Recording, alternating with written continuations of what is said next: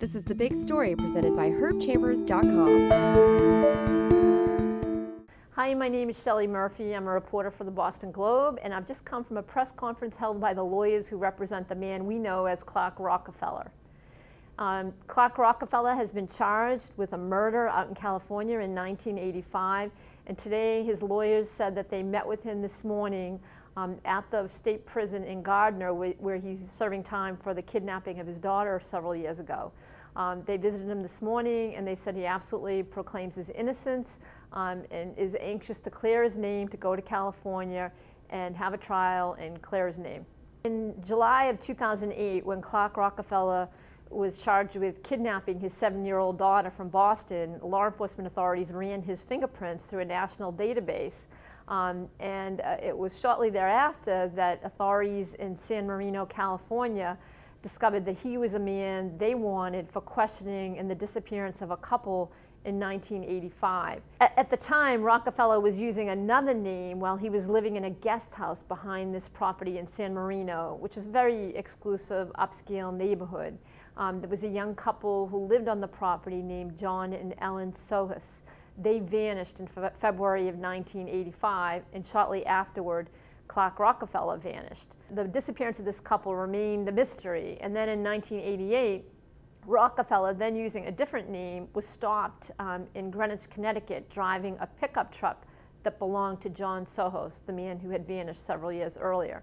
But by the time authorities realized who he was and who the truck belonged to, he again had vanished. And it wasn't until he was arrested in Boston that authorities realized that he was the same man who had, was a person of interest in the disappearance of this young couple. In 1994, the people that, the new owners of the property in San Marino, California, were installing a swimming pool, and while they were digging in the backyard, they came up with human remains. And, it was believed that those were probably the remains of John Sohus, the young man who had vanished in 1985. But it wasn't until Clark Rockefeller was arrested here in Boston, and this case sort of, reopened, was reinvigorated. Law enforcement authorities in California then began, an intensive search of the property in California. They brought in radar, ground radar equipment. They did a more thorough search, and they also have we understand that they have conducted some, forensics, that they have some forensic evidence, and authorities are now saying they definitely were the remains of John Sohus, that he died of blunt trauma, and they have not found Linda Sohus or her remains, but they've now charged Clark Rockefeller with that old murder. His lawyers today have indicated that they want to know a little bit more about the evidence in California. They'd like to talk to authorities before they make a decision on how they will proceed. But they do say that, that Clark Rockefeller does want to go out and clear his name and presume, absolutely positively proclaims his innocence.